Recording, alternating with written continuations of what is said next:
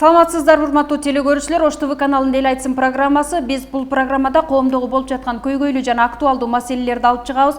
Бүгүн биз 8 баланы жалгыз өстүрүп келе жаткан эненин оор турмушу боюнча сөз кылабыз. 8 баланы төрөтүп, аталык милдетти өз мойнуна албай, жубайын тилемчиликке түрткөн мырза кайда? Негизи эле мырзалар өз милдетин унутуп бара жатабы? Негизи эле бул турмуш арабасы качан гана ошол эки дөңгөлөк бирге айланганда алдыны көздөй жалат эмеспи. Демек, үй бүлөдө атанын жана апанын турмушта күйөө менен аялдын милдети жоктугунан балким ушундай ажырашуулар болуп жатат. Дал ушул тема алкагында кеп козгойбуз. Кызматта кесиптешим Феруза Ашымбаева жана ошондой эле мен Азамат Байетов. Биз тагыраак айтып кетели, 8 баланы жалгыз өстүрүп келе жаткан Нурия Мурзаева аттуу айым жөнүндө сөз кылабыз. Дал ушул Нурия Мурзаеванын жашоо турмушу боюнча Жылдыз Капарова көрүп жеринен маектешип келген. Анда эмесе биз дароо эле видео сюжетке көңүлүңүздөрдү бурсак, андан кийин биз талкуубузду баштайбыз.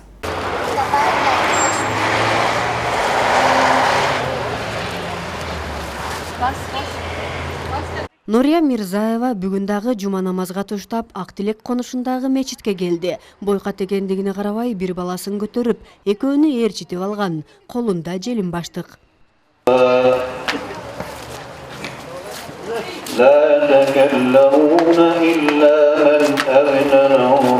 Майда балдары менен мечиттин алдында тилемчилик кылган бойкат келинди Ош шаарында көпчүлүк тааныйт. Чээдей наристелерди көрүп боор ачыгандар алардан каражатын аяшпайт.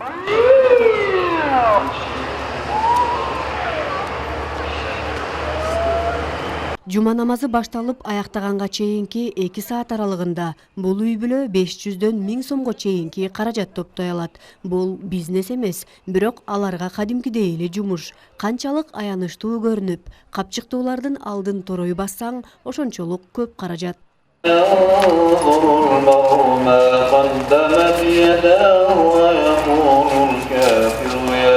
Жумушу бүткөн соң дүкөнгө кирип, үйгө деп нан, каймак алды. Үйүндө аларды зарыгып күтүп олтурган дагы 4 баласы бар. Боюндагысын кошкондо 8 бала. Бирок аларга кам көрүп, тамак аш менен камсыздаган ата жок.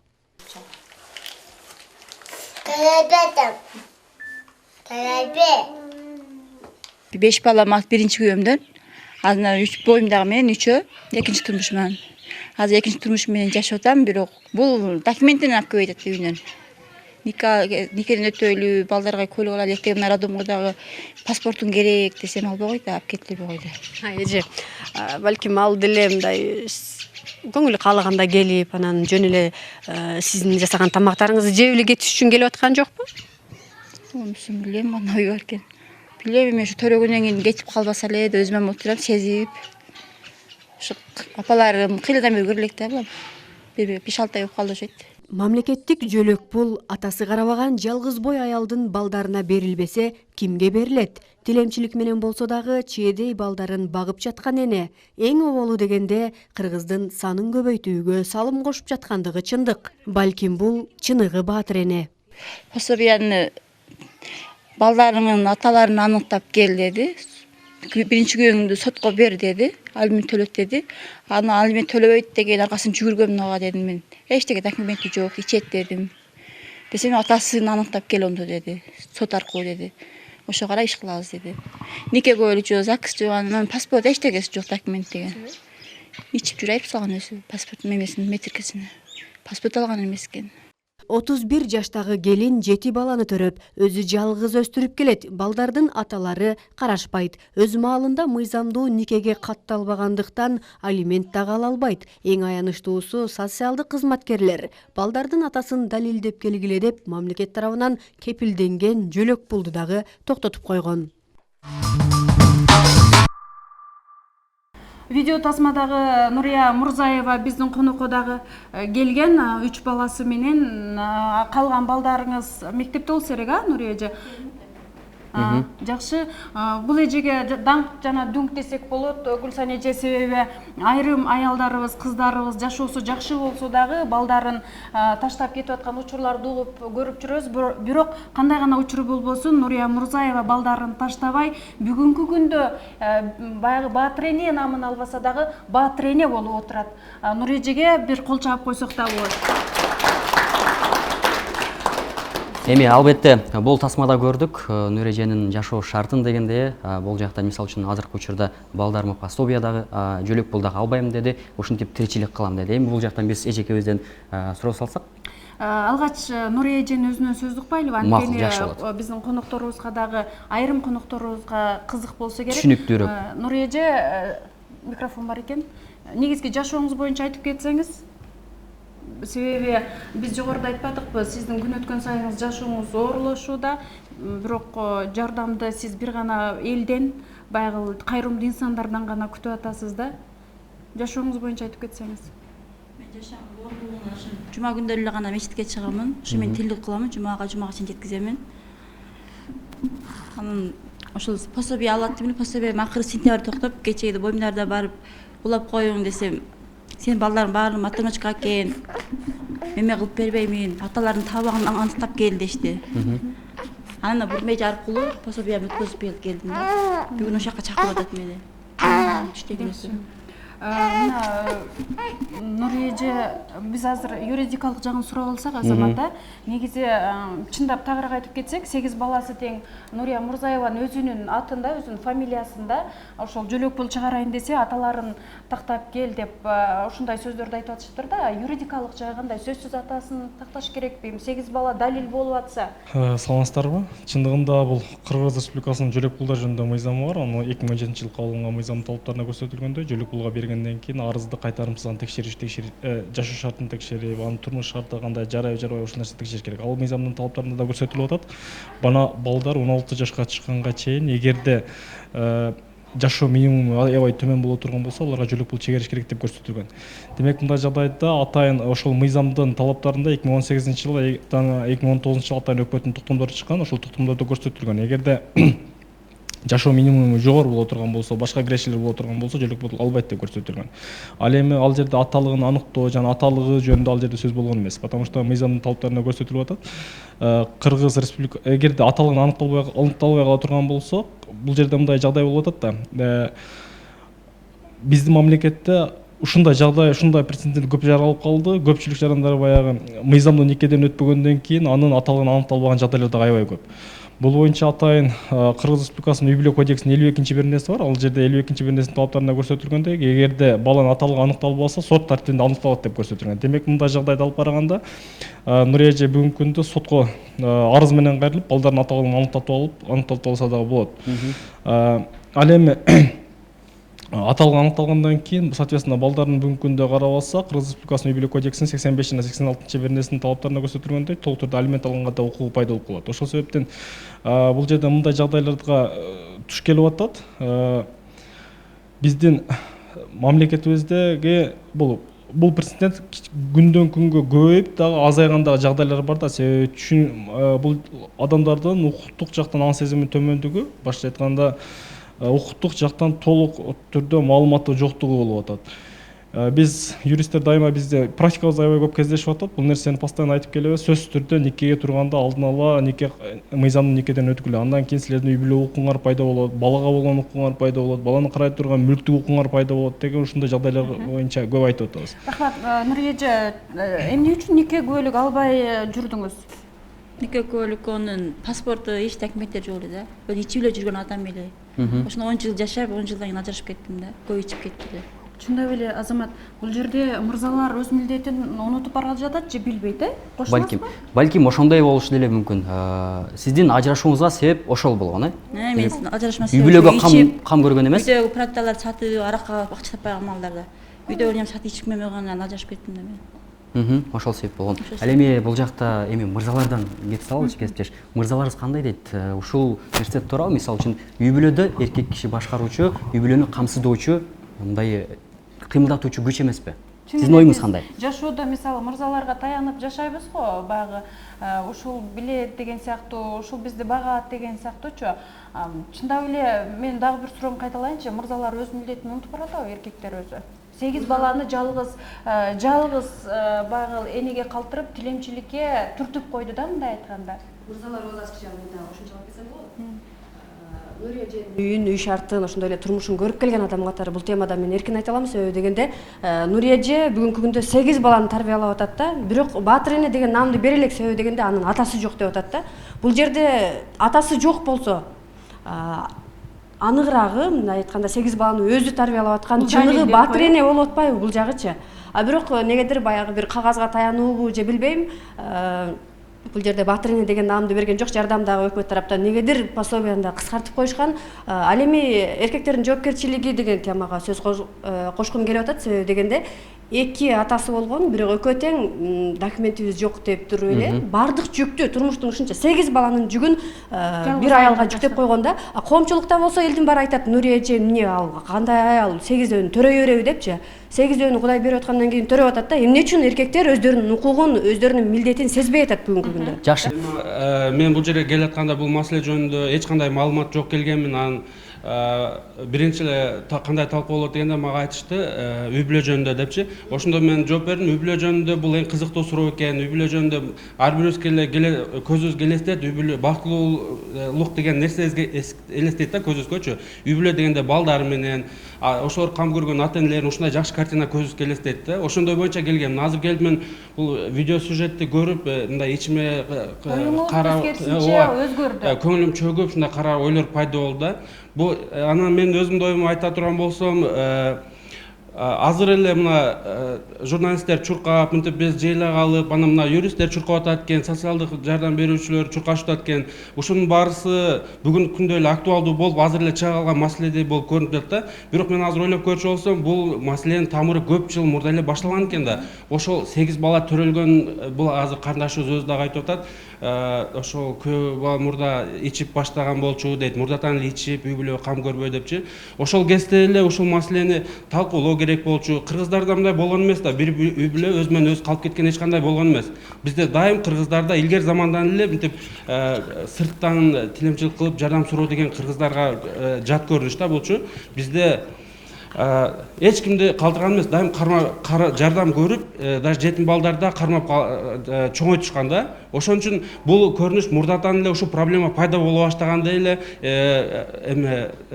коңгуроо кагып буну көтөрө баштоо керек болчу да. Эми жок жерден эле азыр пайда болгондой эмес, бул мурдатан баштоо керек болчу. Эми кетиш керек эле деген сунушту айткыңыз келип турат да, туурабы? 8 баланы төрөгүчү деп. Эми коомчулукту өзүнө тартуу керек, туугандарды тартуу керек, көө баланы ошо чакыруу керек болчу, тартипке чакыруу керек. Паспорт жок болсо, биринчи бала төрөлгөндө эле көйлүк алынбадыбы? Ошондо эле тополоң кыла баштоо керек болчу. Экинчисине, себеп документи жок адам деген бул Кыргызстан үчүн бул эме да. Кечиресиз агай, бул жерде мырзалардын жоопкерчилиги дагы болду да. Балким ошол мырза үй бүлөнүн баштоочусу болгондуктан мен балам төрөлдү, мен балама өзүм нике көйлүк алып беришим керек, төрөлдү деп, анан мисалы үчүн нике көйлүк алышым керек деп өзү мындай кызыгыш керек эмеспи? Эми азыр бул жерде бир тараптуу эле болуп алып барыбыз эле ушундай болгон турбайбы деп бир адам жамандай бергенибиз туура эмес да. Себеби ал бала деле эми ар бирибиздин анын укугу бар. Жок жерден азыр ал жөнүндө айтуу деле туура эмес да. Бизгечи көбүрөөк маалымат топтоо керектир, может ал адамдын өзү менен жолугуу керектир. Жок жерден азыр мен ал жөнүндө эч кандай жаман ой айткым келбейт да. Ошол силердин да оюңарды да. Жок, негизи мындай үй бүлөдө айтсаңыз, мисалы үчүн бала төрөлдү, көйлүктү ким чуркаш керек? Эркек киши, ата. Албетте, эркек киши чуркайт, ооба. Аял киши төрөгөндө бул да өзү эле мындай физиологиялык жактан эле аябай кыйын абалда болот. Ошол убакытта ал чуркап документ жасоого ал деле келбейт да. Албетте, эркек киши чуркаш керек болчу да. Рахмат. Рахмат. Биз азыр негизги биздин баягы Нурия эжеге жардам берген десек дагы болот. Бурма эжеге сөз берели. Бурма эже эмне үчүн аталарын аныктап кел, анан жөлөк пул чыгарабыз деп жатасыздар. Анан эмне үчүн бүгүнкү күнгө чейин баягы Баатыр энеге документ топтоо боюнча иш жүрбөй жатат? Саламатсыздарбы? Бул Мырзаева Нурияны мен ушу 2 баласынан бери билем да. Анан пособияны ушул мезгилге чейин алып келген. Кече 2010-2012 жылдары районго өткөн, пособияны кабыл алуу адистерине өтүп кеткен. Буга чейин райондогу мыналар ошол айыл өкмөткө келип кабыл алып аткан да. Мен өзүм кабыл алып, өзүм пособиясын чектеп жүргөнмүн. Эми азыр райондон кабыл алынат. Ошо бул райондон адистерин айтып аткан дагы сөзүндө сөз бар да. Азыр мына юрист айтып аткандай эгерде баласы мата одиночка болсо атасын аныктап кел деген дагы бул туура сөз. Себеби жанагыдай ар бала мисалы 8 балга чейин мата одиночка болуп атпайбы? Мата одиночка деген бул 2 же 1 балага чейин эле болот. Ошон үчүн атасын аныкта, атасы менен бирөөлүү жаша, закыс ал деген сөз да бул. Ошон үчүн айтып атпайбы? Мата одиночкалар ушу 2 балага чейин эле болуп ажырашып кетет.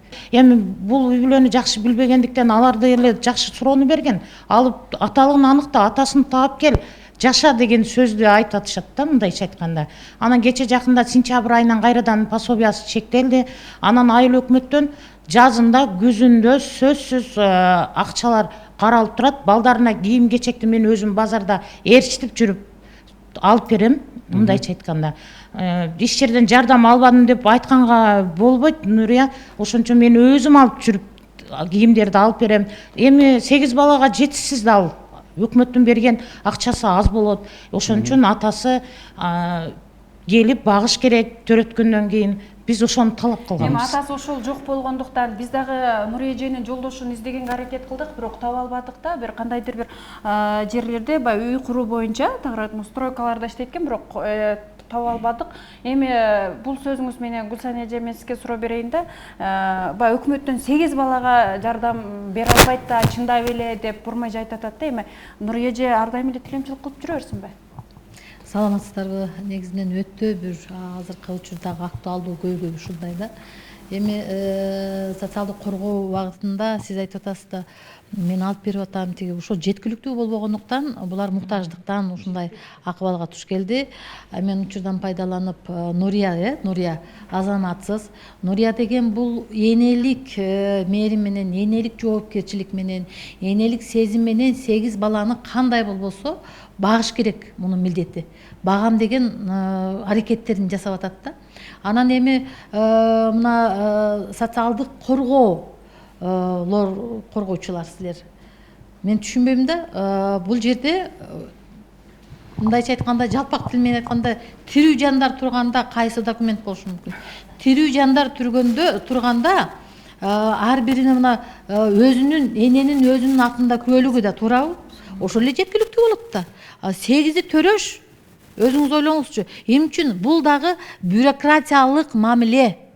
Качан биз ушул мындай бир кабинеттен чыкпаган силер элдин көйгөйүн азыр ушул журналисттер көтөрбөсө, жылдыз айын барып жеринен көрүп ошону тааныштырбаса, мынан анын айласы кеткенден сиз дагы мен сизге түшүнбөйм. Качан мырзалар аталык же бир мырзача мамилени жасаганды үйрөнөсүңөр?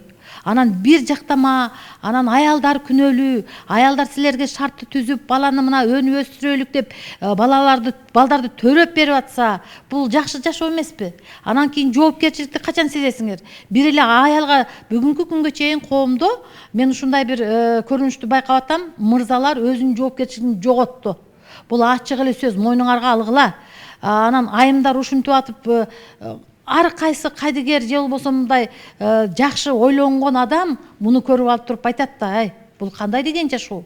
Бул бир, экинчиден бир эмес, эки ата көңүлү түтүп, бала деген бала да, ай. Өзүнүн канынан жаралган балага бир мээримин төгүп бир карап койгонго жарабаган бул эркекпи? Мына маселе ошондо жатат. Үй бүлөдө эненин дагы, атанын дагы, эркектин дагы, аялдын дагы милдети бирдей. Андан башка жок. Бирдей жоопкерчилик, бирдей багыш керек, эрезеге жеткириш керек.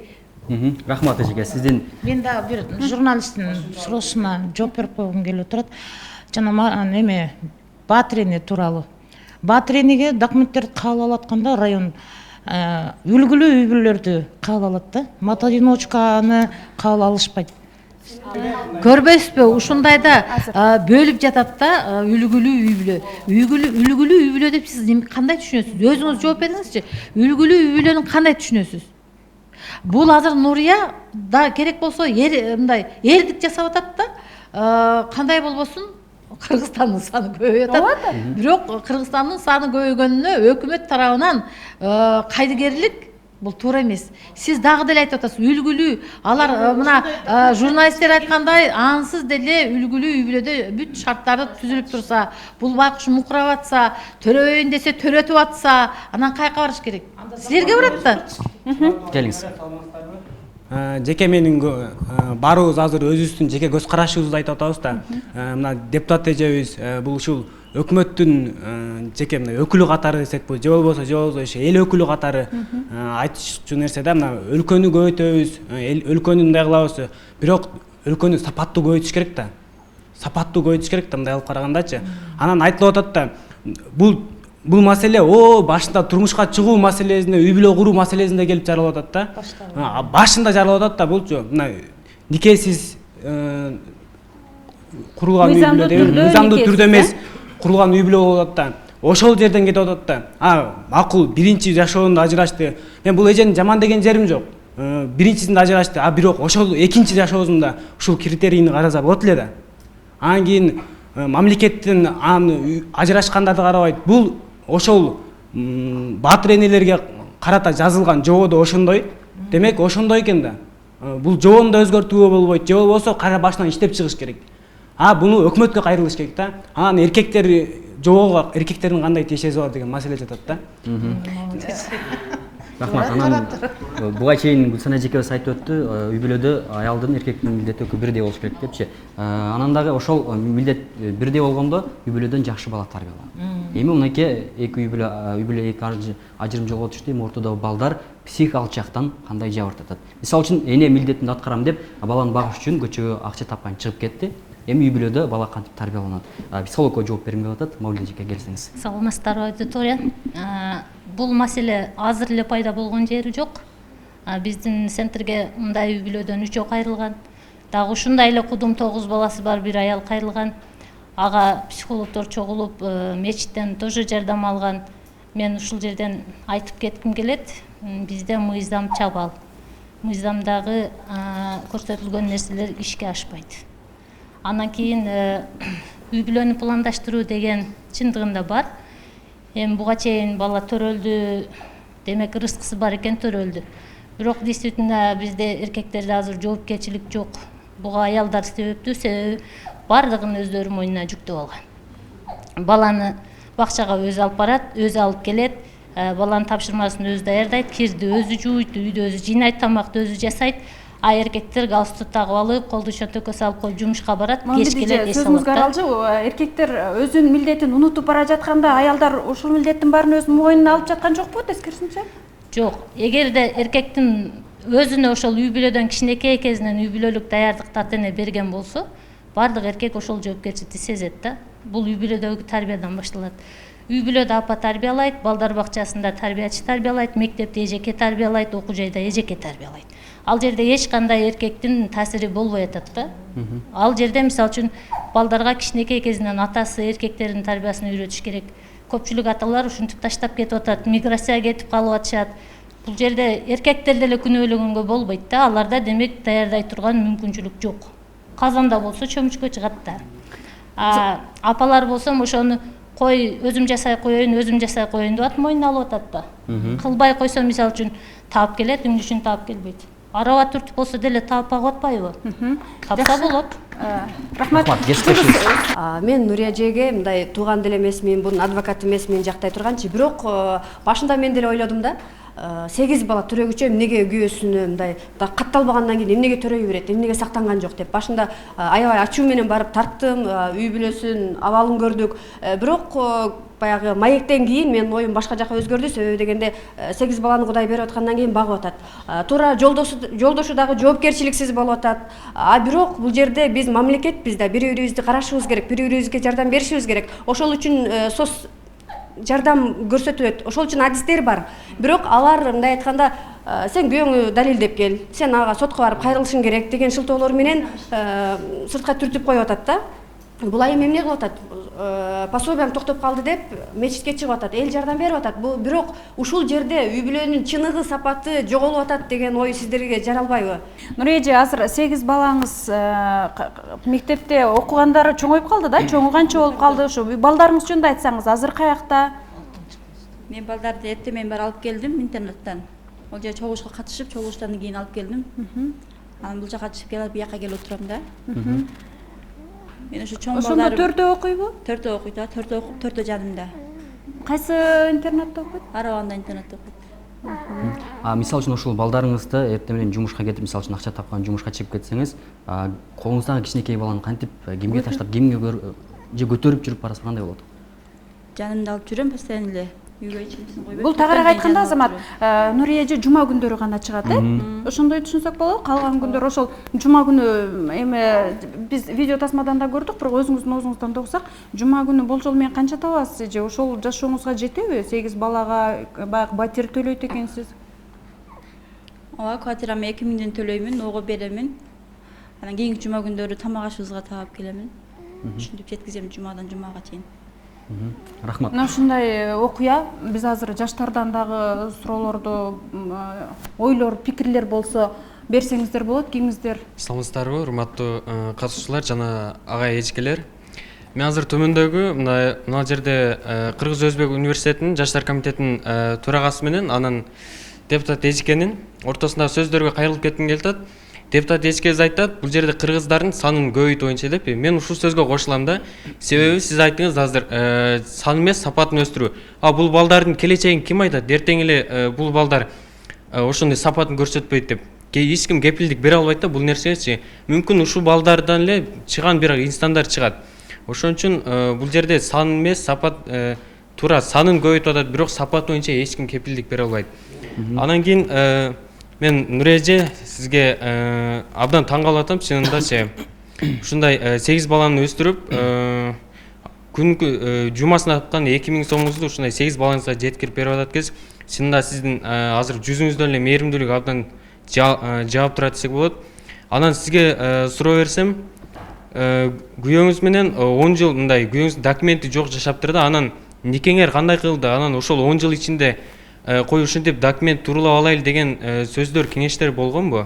Сакыс алабыз дегенде ичип жүрүп мас болгондо метиркелерин полун өзү жытырган, көзүмөн көргөнмүн. Мага метиркенин да кереги жок депчи. Мага эчтеген кереги жок деп айырып салып, ошондон бери ичип жүрөт. Ошондон кийин мен да ажырашып кеттим да.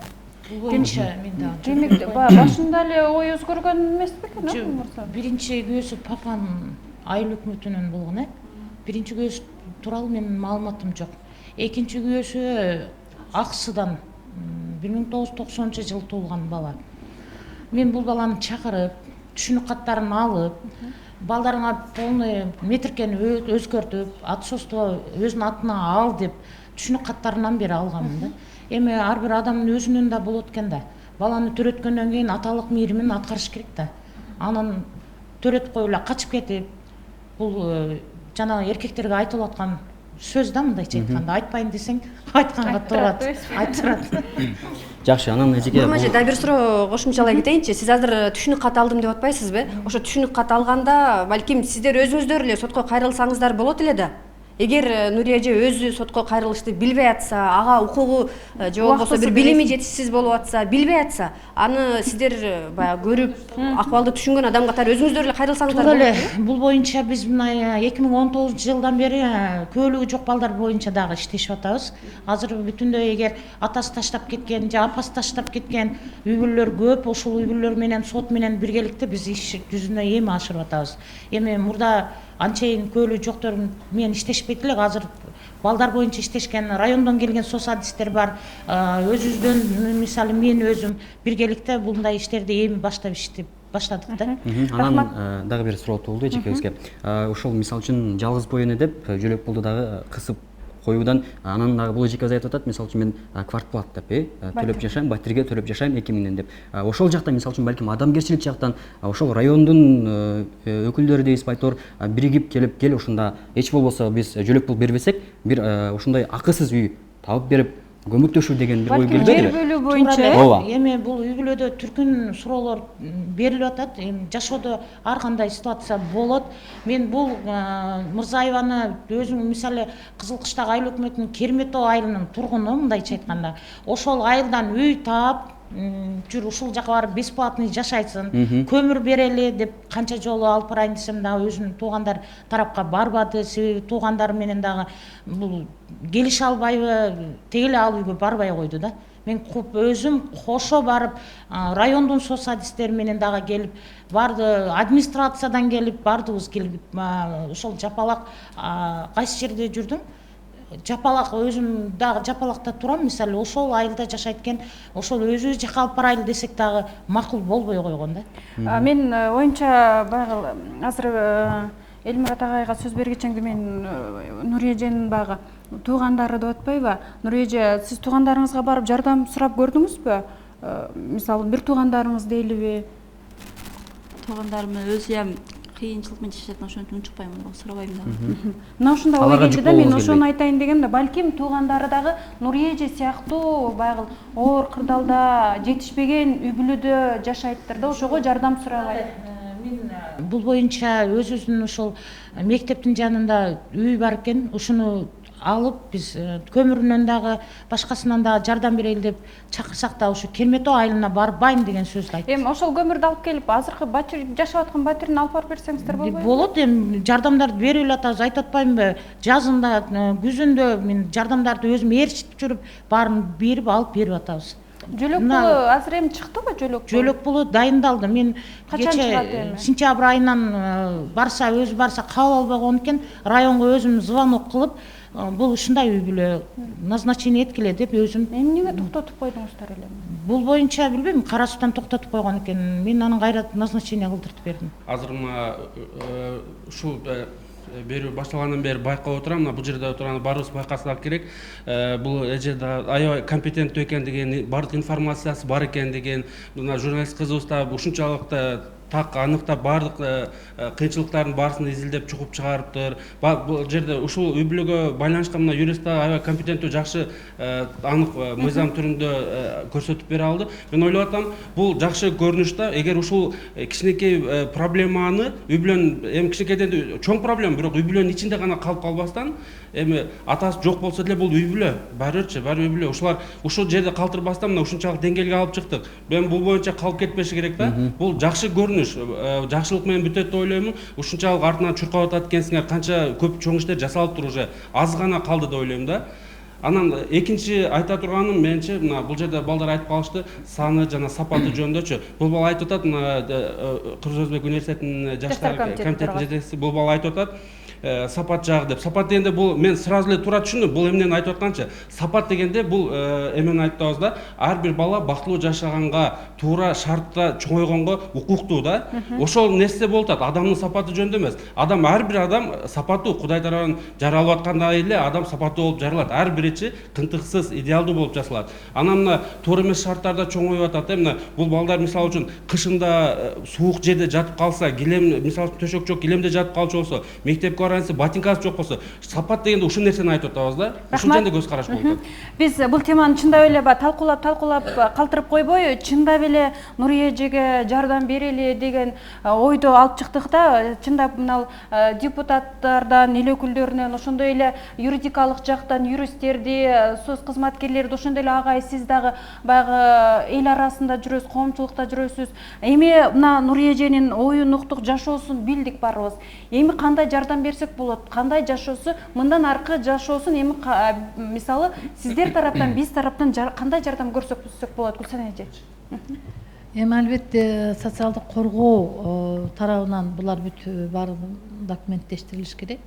Бул бир эми сандан сапатка дегенде булар сапаттуу эле көрүнүп турат, баары жоктун баары. Эң негизги маселе атасында болуп жатпайбы? Атасы жоопкерчиликтен качкандыктан ушундай маселе жаралды. Мындан ары эми кандай болбосун, эми ата деген бул эркек, мырзалар, биздин коргоочулар, үй бүлөнү дагы, ата мекенди дагы коргой турган бул мырзалар болот. Ошондуктан мырзалар силер мындай жакшы туура кабыл алгыла, ар бир маселеде эле бир жактуу аялга эле оодарып коюп атасыңар да, эң негизги жоопкерчилик бул жерде атаныкы болуп атат. Ата деген бул эми өзүңөр байкап атасыңар, мына келечектеги ата боло турган жаштар, силер да ушул жерден үлгү алгыла. Анан кандай болсун, коомчулуктун да колдоосуна муктаж болуп турат. Колдон келишинче ошо жергиликтүү аткаруу бийликтери дагы колдоп, жана сиздер көтөргөн маселени үйдөн болобу ар тараптан жардам бериш керек да азыркы учурда. Анан ошондо мына психолог отурат. Чын эң туура маселе. Ар бир баласын дагы бир сыйрадан карап, ошол туура багыт бериш керек. Азыр булар ар тараптан мындай жабыркап турган учурларда кичинекей бир жакшы сөзгө да муктаж. Көңүлдөрүн көтөрүш керек. Нурия, сен азаматсың. Бул эмеңнен жазбай, эч кимге бербей, өзүң балаңды өзүң бага бер. 8 да Кудайга шүгүр, өзүнүн ырыскысы менен төрөлгөн балдар эми көп түкүрсө көл болот дейт. Коомчулукта колдой ийсе, эң бактылуу үй бүлө болот. Балдарыңды карачы, көзөрү жанып турат. Булар сонун сапаттуу, сонун Кыргызстандын жарандары болот деген менде ишеним бар. Рахмат. Эми Гүлсан эжеке, бул жакта юристке мен дагы бир ушундай кеңеш алабыз дейбиз Байтор. Эми ошол Нурия эжекебиз документ жактан кыйналган. Жардам бере аласызбы, тагыраак айтканда? Кандай жардам бере аласыз? Чындыгында азыр биздин юридикалык компания сизге жардам бергенге даяр. Кандай юридикалык проблемалар боло турган болсо, биздин адрестерди алсаңыздар болот, Фируза. Биз толугу менен юридикалык жактан сопровождение кылып бергенге биз мойнубузга алабыз. Бул биринчиси. Анан кийин чындыгында мындай жагдай болуп атат. Биз кыргыздар биздин мамлекетибизде проблеманы көрөбүз, проблема жаралгандан кийин проблеманы талкуулап жатып калабыз да. А проблеманын алдын алууга эч кандай бир аракеттер жасаган эмеспиз. Бүгүнкү күндө мына мисалы биздин компанияга, юридикалык компанияга ай сайын 50-дөн 60-ка чейин именно ошо семейный вопростор боюнча иштер кайрылат. Биз ушулар боюнча дагы көп иштейбиз. Бүгүнкү күндө биз депутаттарга, жогорку кеңешке жаңы законопроект даярдап атабыз. Кудай буйруса, биз мына кышка чейин алып чыгабыз деп атабыз ушул законопроектти. Элдин талкуусуна алып чыгабызбы же депутаттарга сунуштайбыз деп уже жарымдап жазып калдык. Анын суть мындай. Ушул проблеманы алдын алыш керек. Эмне кантип алдын алыш керек? ЗАГСка Мыйзам Кыргыз Республикасынын үй бүлө кодексинин 22 жана 15 бирнесинин талаптарында көрсөтүлгөндөй, биринчи ЗАГСка адам 1 ай мурун барып ЗАГСка катталууга арыз жазат. Биз ЗАГСтан өтөбүз деген. Ошол жерде бир эле арыз жазат, арыздын негизинде эле 1 айдан кийин анын никесин каттап коет. Биз ушул жагдайга бир толуктоо киргизели деп сунуштап атабыз. Кандай толуктоо? Биринчи толуктоо. ЗАГСка жазгандан кийин 1 ай 2 жашты юридикалык, психологиялык жактан, диний жактан консультация болуш керек. 1 ай сөзсүз консультация болуш керек. Потому что 1 ай ичинде аларды даярдаш керек. Келечек үй бүлөгү институтка даярдашыбыз керек. Үй бүлөгү институтта эгерде сен 1 айдан турмуш кура турган болсоң, силердин мүлктүк укугуңар мондой болот, балага болгон укугуңар мондой болот. Бардык укуктардын өзүн көрсөтүшүбүз керек. Психологиялык жактан даярдаш керек жаштарды. Эртең турмуш кургандан кийин бала болсоңар, балаңардын тарбиялаасы, алардын өсүшү, өнүгүүсү, акыл эстүү болушу, мамлекетке сапаттуу кадрлар даярдалышы, алар боюнча отдельный бир пункт болуп атат. Ал эми 3-чү пункт бул диний жактан. Мисалы биз мамлекетибиз динде конституцияда көрсөтүлгөндөй, биз динден сырткары мамлекетпиз, бирок ошол эле мезгилде биз 99% биз ислам динин кабыл алганбыз. Дин жактан дагы адамдар жактан диний кызматкерлер аларга 2 жашка үйлөнүп аткан жаштарга кеп кеңеш менен бериш керек. Динди түшүндүрө билиш керек, үй бүлөнүн ордунун, үй бүлөлүк институт түшүндүрө билиш керек. Ошонун негизинде үй бүлөнү бекемдегенге, мисалы азыр процентный соотношение аябай көбөйүп атат, ажырашкандар, алимент алгандар аябай көбөйүп атат. Мүмкүн биз ойлоп атабыз, биздин жардамыбыз ошол болот, ушул законопроектти биз өткөзүп ала турган болсок, жок дегенде 10 үй бүлөнүн 7осуна ушундай бир сапаттуу үй бүлө курганга таасир эте алабызбы деп. Жакшы, рахмат. Азыр Нурия эженин баягы жолдоштору деп, 2 жолдош. 2 жолдошун таап, аталыгын аныктап, алимент чегерсек болобу? Сиздин жардамыңыз менен. Биздин жардам, биздин юридикалык компаниянын жардамы болсун. 2 жолдошуңузга таап, соттон аталыктарын аныктатып бергенге, алимент чегерип бергенге биз жардам беребиз. Рахмат, кол чапып коелу. Нурия эжеге биринчи жардам. Гүлсан эже. Мындай азыр юрист абдан жакшы мындай сунуштардын өзүнүн эмелерин айтып кетти. Бул жерде дагы көрбөйсүңөрбү, коомчулук дагы күнөөлүү экен да. Демек, ошо коомчулукта азыр жерлерде аялдар кеңеши бар, жаштар кеңеши бар, аксакалдар кеңеши бар. Ошолордун иштебегендиги, маалымат жок деп атат. Маалыматты жеткире турган ошондой аксакалдар кеңешин, аялдар кеңешин шайлап жатпайбы? Ар бир аймактарда ошолор бар. Ошолор деле карап туруп мындай бир кайдыгер болбой, буларга көңүл буруп, анан коом ушундай болуп баратат деген бир тревога болуш керек да. Кайдыгер болбой, ушуларды чечкенге жерлерде жергиликтүү коом да өзү аракет кылыш керек. Ар бир нерсе үй бүлөдөн башталат. үй бүлөлүк институт бул өмүр өткөнчөгү институт да. Ошо азыр эми албетте момундай жаралып калгандан кийин алып чыгып алып туруп баарыбыз абы дегенибиз менен демек көйгөйдү жаралбаш үчүн тынымсыз айтып коеюн алдын алуу багытында иштеш керек экенбиз. Мына жаштардын баарына кулаңарга күмүш сырга. Үй бүлөлүк мектеп дегенде мен мисалы үчүн бүгүнкү күнгө чейин ата менен энемдин сөзүн алиге чейин көрсөм тынбай колдонот экенмин. Демек баласы жакшы акырына чейин бир жакшы жашоону жашагысы келсе ата эне тынымы жок айтып турат экен. Кокуй токтоп, бул туура эмес, бул уят болуп калабыз деген сөздөр бар да. Анан ошо жана күйөөсү арак ичип кетип атпайбы? Арак ичип кетип атканда ошо күйөөсүндө ата энеси бар да. Демек ошолор дагы күйөөсүнүн ата энеси да кайдыгер да бул жердечи. Чырактай болгон балдар турса ошо ата энесинин неберелери эми бардыр чоң ата чоң энелери да. Ошол үй бүлөлүк институт бул үй бүлөң болот. Үй бүлөдөгү ата энең болот. Жакшы, үй бүлө мектеп. Азыр сизге эң акырында сөз берели. Анткени сиз Нурия эжени жакындан тааныйсыз. Азыр сизге дагы кезек беребиз. Айкын баятан бери сөз туруп атат. Мен калоолорум менен айтып кетмекчимин. Жардамыңызды да кошо айтып кетели. Ошол бүгүнкү ушул теманы көтөрүп ушундай талкуу кылып аткандыгыбыз бул эң чоң жардам. Бул деген сигнал болуп атат, биздин коомчулукка сигнал болуп атат. Ушундан ары улантып кетүүгө, ушуну көргөн ар бир адам, соцсетиден көргөн адам, ар бир адам өзүнө мен кандай кабыл алганым жөнүндө айттым, ошондой кабыл алат го, жакын кабыл алат го дем. Себеби эч бир адам каалабайт. Ушундай көп бала кыйынчылык абалда болгондугу биздин бүгүнкү жашоодо аябай терс көрүнүш чоң кыйын проблема да. Ошону баштап аткандыгыбыз жөнүндө айтып кеттим. Мен сизге кеңешимди айтмакчымын.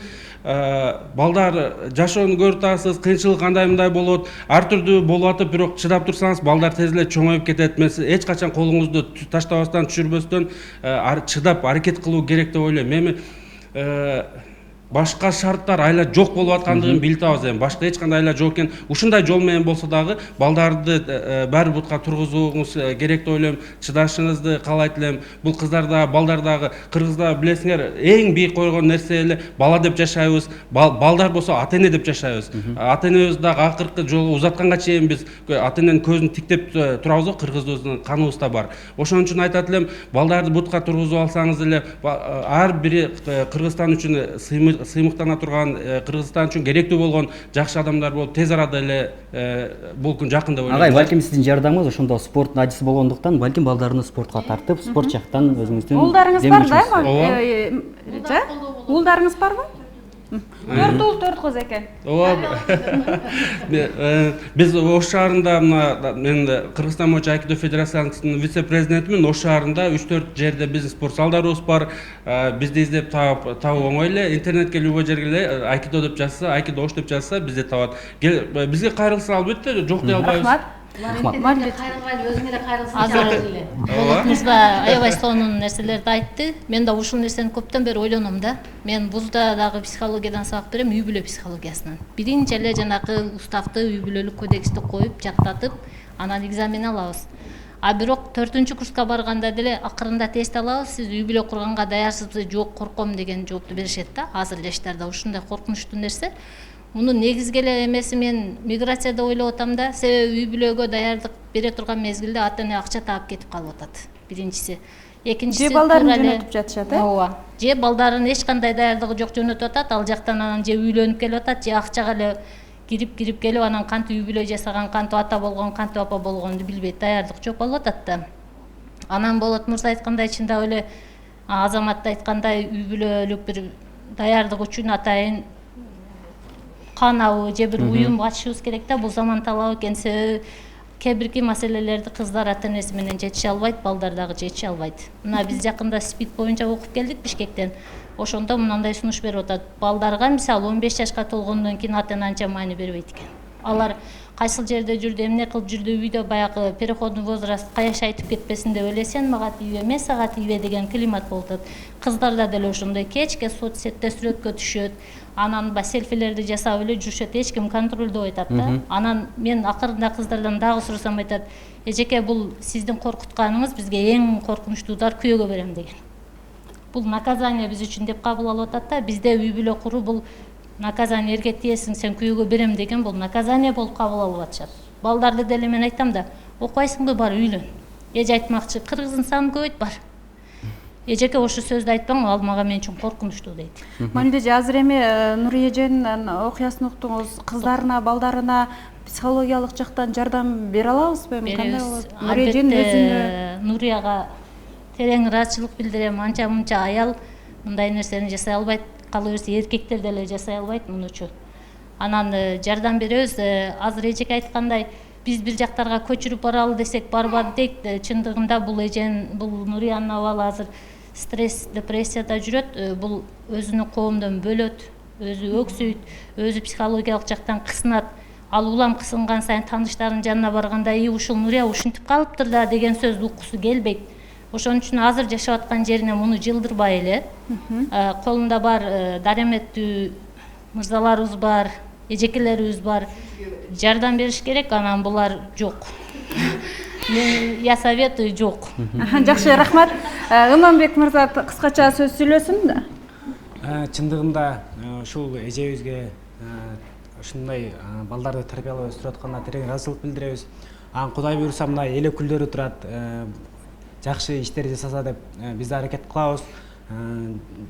Уксун эл ушундай адамдар бар экенине. Андан кийин чындыгында мына Ош шаарында жашайт экен, Ош шаардык мэриясынан мындай көптөгөн бул тууралуу иштери болот да. Мисалы үчүн Кара Сууга карайт. мүмкүнчүлүгү чектелгендер. Кара Суу районуна карайт. Деги эле да, деги эле мүмкүнчүлүгү чектелгендер үчүн муктаждыктарга домдор салышып атат, үйлөр салышып атат. Андан кийин эл өкүлү бир үй өрттөнгөндө 3 том алгандар бар, баарыбыз көрүп жүрөбүз да. Анан ошолорго чегирбестен ушундай адамдарга чегирзе деп биз сунуштайт элек да. Жакшы, рахмат. Жылдыз айым, кол чаап коелу. Нурия эже да үйлүү болуп калсын, Нурия эже эмнеге мага сүйлөп берди, эмнеге менин камерама тартылды. Бирден бир каалоосу, бирден бир тилеги коомчулуктан жардам алуу болчу. Жер алдым эле, ушул жерге үй салып алсам жакшы болот эле деди. Сентябрда тартканмын, адам бери дагы ар күнү сурайт. Сен менин тарткан видеону качан чыгарасың? Эртерээк чыгарсаң, кыш келгиче үй салып алат элем деп үмүт кылып атат да. Эми коомчулуктун баягы мечиттеги 4-5 сомго үй салып алууга ишениш деле кыйын, бирок коомчулуктан дагы деле үмүттөнүп атат. Коомчулук сезсин да, аял 8 бала төрөдү, бирок аборт кылган жок. Бул кыргыздардын санына салым кошуп жатат. Кыргыздардын саны ошол балдар бир меримсиз болуп калбасын деп өзү тарбиялап атат. Буну коомчулук сезсин, бул коомчулуктун жоопкерчилигине дагы кирет. Нурия эже, балдарыңыз ошондо баары бир класска бардыбы? Баары бир жерге бердим. Бир класска бардыбы? Баары биринчи класска? Жашына жарашап мындай класска бөлүндү. Чоңдорум 6-класс, анан буларым 2-класс. Окуп атат да, демек. Жакшы, эми мына көрдүңүз, сизге жардам берем деген дагы биздин агайларыбыз, эжелерибиз чыкты. Эми программанын жыйынтыгында өзүңүздүн сөзүңүз болсо айтсаңыз эже, сизге мүмкүнчүлүк. Балким сиз дагы өзүңүздүн оозуңуз менен коомчулуктан жардам сурайттырсыз. Мен ушу силерге айтарым, ушу мага үй жагынан эле жардам берсиңер, үй салдырып алсам эле калган жагым бар жөн көтөрүлүп кетет элем да өзүм. Бутка туруп кетет элем. Мага ушу үйүм жок эле кыйналып атам да көбүнчө.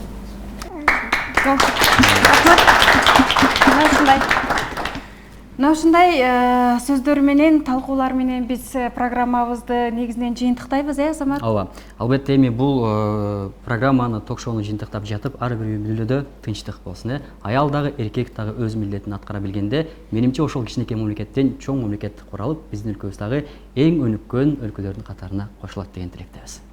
Сиздер менен Ош ТВ каналында эл айтсын программасы болду. Кийинки программадан көрүшкөнгө чейин саламатта калыңыздар.